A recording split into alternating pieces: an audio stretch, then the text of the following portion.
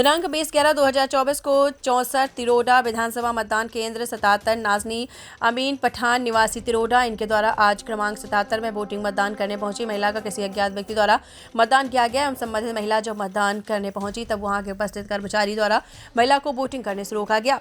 जब ये मामला जनता के बीच गया वहां उपस्थित जनता द्वारा तर्कपूर्ण प्रश्न द्वारा बवाल मचाया गया। बड़ी मुश्किल से महिला का बैलेट पेपर द्वारा मतदान करवाया गया। इस पर नासिर घाड़ीवाला द्वारा राष्ट्रवादी कांग्रेस पार्टी शरद पवार गुट के कार्यकर्ताओं द्वारा बताया गया कि यहां डुप्लीकेट कागज के द्वारा बोगस वोट डाला गया है। ये booth number 76 Ambedkar school Tiroda में एक मामला आया है कि जहां पे एक महिला ने वोट नहीं डालने के बाद भी उनकी वोट डल चुकी है।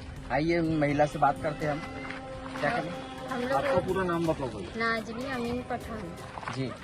हम लोग वोट डालने के लिए तो हमारे नाम से कोई दूसरे ने वोट दे दिया, तो हम लोग घर वापस जा रहे थे, नहीं होता बोले अब हो गया बोले वोट डाल। तो आपने कोई उंगली पे आपके कोई निशान या आपने कोई वोट डाला ऐसा कुछ निशान है आपके उंगली नहीं पे? था, अभी डाले हैं।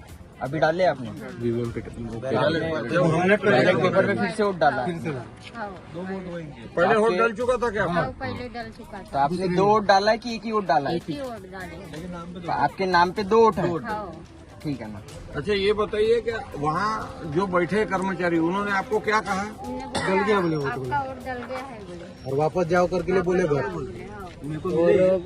हाँ, बैलेट पेपर के द्वारा वोटिंग हुई है। हाँ। तो इनका वोट यानी कि इनके नाम पे 2 वोट डल चुका है और ये सीधा सीधा फेक वोट का मामला है। अब इसमें देखते हैं आगे के अधिकारी क्या वोट करते हैं। और यहाँ पे जनता द्वारा बताया जा रहा है कि ऐसे 3, 4, 5, 6, 7 और वोट है। तो आगे देखते हैं क्या होता है अधिकारी आने के बाद में। क्या कहना है और बाकी कार्यकर्ता क्या बोल रहे हो जनता? नमस्कार, मैं नासिर घानीवाला, महासचिव अल्पसंख्यक विभाग राष्ट्रवादी कांग्रेस शरद चंद्र पवार से तिरोड़ा से हूँ। एक 77 नंबर का बूथ है हमारा जो खैरलांजी रोड पे क्रीडा संकुल में बना हुआ है। इस बूथ पे हम आम्बेडकर स्कूल में इस बूथ पे हम जब यहाँ विजिट देने आए तो एक महिला बैठी हुई थी, खड़ी थी और उनका बोलना था कि भाईजान मेरे को वोट नहीं करने देना। हमने उनसे पूछा कि क्या वजह है कि आपको वोट नहीं किया जा रहा है। तो उन्होंने कहा कि मेरा आधार कार्ड गलत डाल के, आइडेंटिटी प्रूफ गलत डाल के मेरे नाम से किसी दूसरे या तीसरे व्यक्ति ने वोट करके यहाँ से निकल चुका है। जब अधिकारियों से मैंने चर्चा की तो अधिकारियों ने बोला कि आपका वोट डल चुका है, अब आप अपने घर वापस जाइए, अब दोबारा से आपका वोट हो नहीं सकता।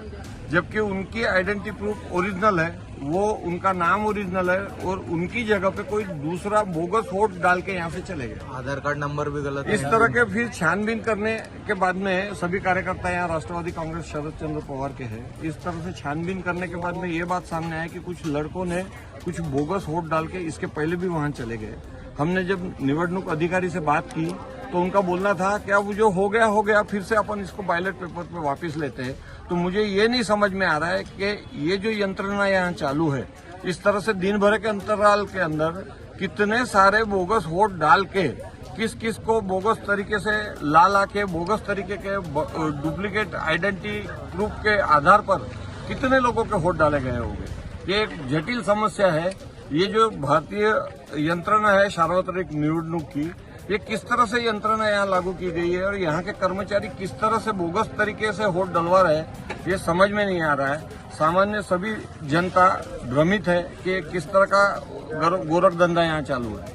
आप इलेक्शन कमीशन से आप क्या कार्रवाई करना चाहते हैं और क्या मांग चाहते हैं? इलेक्शन कमीशन इस पे क्या कार्रवाई करें? गायकवाड़, पूजा गायकवाड़ मैडम जो एसडीओ यहाँ के, उनसे हमने बात की तो उनका बोलना है कि जोनल अधिकारी आएंगे और पूछेंगे। ये सिस्टम ही ऐसी दिख रही है कि जहाँ कर्मचारी के रहते हुए इस तरह से बोगस वोट डाले जा रहे हैं, तो अब उस पर क्या कार्रवाई होती है और क्या नहीं, ये तो समझ ही नहीं आ रहा है। सामान्य नागरिक तो ये सोच रहा है कि जब सरकारी यंत्रणा इस तरह की वोटिंग की चल रही है तो और आगे चल के क्या क्या हो गए और कितने वोट इस तरह से बोगस डाले गए होंगे दिन भर में, वो उनको भी समझ में नहीं आ रहा है। अब कर्मचारियों पे क्या कार्रवाई होती है? मेरा तो ये मानना है कि इस पे कलेक्टर साहब ने हस्तक्षेप करने को होना, गोंदिया जिलाधिकारी ने, और इन सब पे कार्रवाई होना चाहिए कि यहाँ बगैर आइडेंटिटी प्रूफ अच्छी तरह से चेक किए, डुप्लीकेट आइडेंटिटी पे कोई भी आके सामान्य नागरिक का नाम बता के वोट कर रहा है, डुप्लीकेट सिग्नेचर काटी जा रही है, पीटी जा रही है और कर्मचारी चुपचाप बैठ के देख रहे हैं। तो इनकी अच्छे से इंक्वायरी होने के बाद में इन पे कार्रवाई करना चाहिए।